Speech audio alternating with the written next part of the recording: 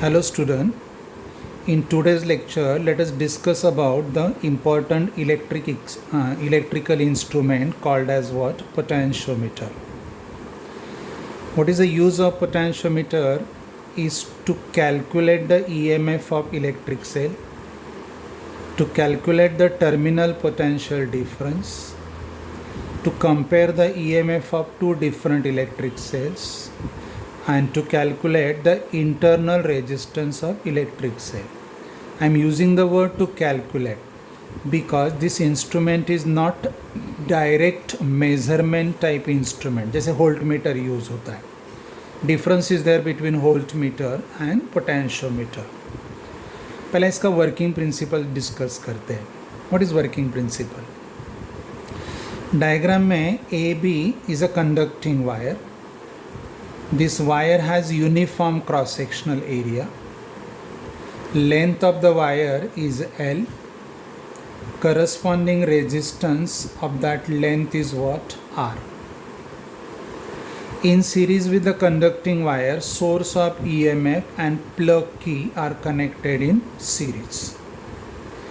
Let steady current is allowed to pass through the conducting wire, and I assume that temperature is remaining constant. तो कुछ conditions है. Condition है कि steady current should pass through the wire, cross sectional area of the wire should be uniform, temperature is considered remain constant, और ये जो wire है इसका कंटेंट शुड बी यूनिफॉर्म. तो स्पेसिफिक रेजिस्टेंस या इलेक्ट्रिकल कंडक्टिविटी रिमेन्स कांस्टेंट. ठीक है. For this wire, length is what? L. Corresponding resistance is what? R. So resistance per unit length, it is denoted by symbol sigma. इसको आप resistance per unit length बोल सकते हो, right? By this source, current is delivered, and this current is passing through the cross section of this wire. So according to Ohm's law, अगर हम लोगों ने इसका इंटरनल रेजिस्टेंस निगलेक्ट किया, मतलब इग्नोर किया, अगर इंटरनल रेजिस्टेंस इग्नोर किया तो what is the potential difference across the wire A B और इसका E M F are nearly same. ठीक है ना. अगर आप इंटरनल रेजिस्टेंस इग्नोर कर रहे हो तो instead of using Kirchhoff's laws we can use Ohm's law. What is potential difference between the end points of this wire is VAB is equal to product of current passing through the cross section of wire and its resistance. So VAB is equal to IR. ठीक है. As we know, resistance per unit length is what? Sigma. तो here R जो length के साथ बदलने वाला है, it can be replaced by sigma into L. तो R का रिप्लेसमेंट हो गया sigma into L. तो VAB is what? I sigma L.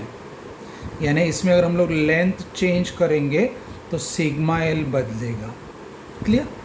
तो VAB is equal to I sigma L या VAB upon L is equal to I sigma. यहाँ VAB upon L या I sigma is potential difference per unit length. तो potential difference per unit length is called as potential drop या potential gradient. Normally rate of change of quantity with the distance is called quantity gradient. वैसे ये भी है potential difference per unit length.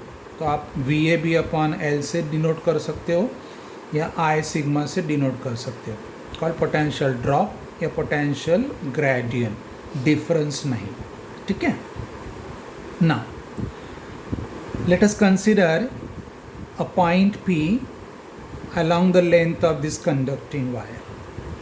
अगर ये point P है तो corresponding length, let corresponding length is small है.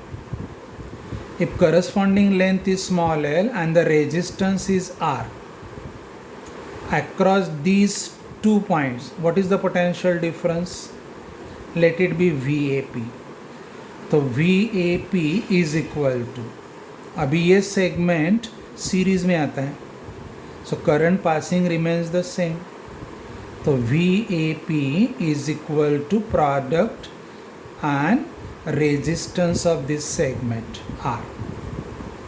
जैसे मैंने यहाँ कैपिटल आर को रिप्लेस किया सिग्मा एल से, similarly small R can be replace by sigma into the length of segment whose resistance is R.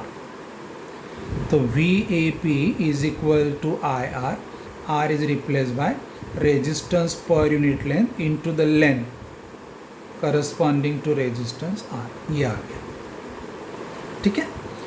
अभी यहाँ देखो I sigma, this product is constant. This product is what? You read either VAB upon L और I sigma। और ये product अगर constant है तो VAP is equal to, ये कांस्टेंट है या ये कांस्टेंट है, तो आप VAP is proportional to length between point AP लिख सकते हो। तो this mathematical formula is the working principle of potentiometer. तो what is the working principle? Statement बोलता हूँ, when steady current passes through the conducting wire of uniform cross section, potential difference between any of its 2 points along the length is directly proportional to the length between the 2 points. Precisely, अगर मैं ये point धीरे धीरे धीरे धीरे आगे shift करूँ तो length of the segment considered goes on increasing, corresponding resistance goes on increasing, and across that resistance potential difference also goes on increasing. तो जैसे मैं लेंथ बढ़ाएगा रेजिस्टेंस बढ़ेगा, उस लेंथ के अक्रॉस का पोटेंशियल डिफरेंस बढ़ेगा। Though potential difference across the length goes on increasing, but potential difference per unit length, this ratio always remain constant. Potential difference per unit length, this ratio remains constant. जैसे हम लोग market language में more you buy more you have to pay, कुछ चीज़ खरीद रहे हो, for example pen है, so cost per pen remains constant. Cost per pen is analogous to I sigma या VAB upon L. But if you buy more and more number of pen, corresponding cost goes on increasing. But cost per pen always remain constant. Similar is the working principle of potentiometer. मैं वापस repeat करता हूँ, यहाँ conditions क्या हैं? ये जो conducting wire है, it's material should be homogeneous, temperature should remain constant, cross sectional area should be uniform, pass the steady current. When steady current is passed, potential difference between any of 2 points of the wire is directly proportional to the length between the 2 points of that wire. This is the working principle of potentiometer. This potentiometer is used to measure the EMF of cell. Normally voltmeter use करते हैं, but there is a basic difference between voltmeter and potentiometer. When voltmeter is use in a circuit, when voltmeter is use in a circuit, then the cell whose EMF is to be measure draws the current. यानी उस cell ने जो current delivered किया, that current passes through its own electrolyte. तो internal resistance introduce होगा और जो energy supply किया, part of that energy is use by the cell itself to overcome its internal resistance. तो voltmeter will measure the remaining part of energy, यानी वो terminal potential difference measure करेगा। EMF can not be measure. तो EMF तभी measure होता है when the cell will not draw the current, right? जैसे एक सिंपल एग्जांपल लो, if we buy a dry cell from market, dry cell पे लिखा रहेगा 1.5 वोल्ट, यानी 1.5 जूल पर कूलम। इसका मीनिंग क्या है?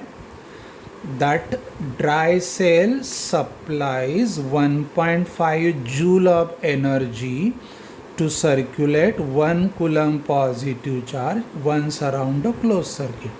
ये उसका EMF हो गया, right? Suppose you want to measure whether it is 1.5 volt or not, आपको चेक करना है, तो we are using what? Volt meter. जब आप वोल्ट मीटर कनेक्ट करोगे तो there in electric circuit two resistance are present. One, it is the resistance introduce by the galvanometer coil यानी voltmeter का coil, and cell also introduces its internal resistance. तो energy delivered दो जगह use होगा, measure part across the coil of voltmeter and some part across the cell itself. तो जो cell के अक्रॉस गया that can not be measure by the volt meter. तो जो वैल्यू मेजर होगा इज़ ऑलवेज लेस दैन 1.5, क्योंकि हम लोग EMF नहीं मेजर कर रहे. What we measure is the terminal potential difference या एक्सटर्नल पोटेंशियल डिफरेंस. ऐसे क्यों हुआ? Because here the cell draws the current. अगर सेल ड्रॉ करेगा करंट तो सेल डिस्चार्ज होगा, तो EMF can not be measure. तो EMF can be measured only when cell will not draw the current, यानी सेल ने डिलीवर्ड किया हुआ एनर्जी सेल खुद यूज नहीं करेगा. तो EMF cannot be measured directly. EMF can be calculated, and in order to calculate the EMF, cell का EMF एक स्टैंडर्ड जो एस्टैब्लिश करते हैं उसके साथ कंपेयर किया जाता है. यहाँ between point A and B standard is established और सेल का EMF उसके साथ कंपेयर करते हैं. कैसे? We will discuss in a next lecture. Thank you.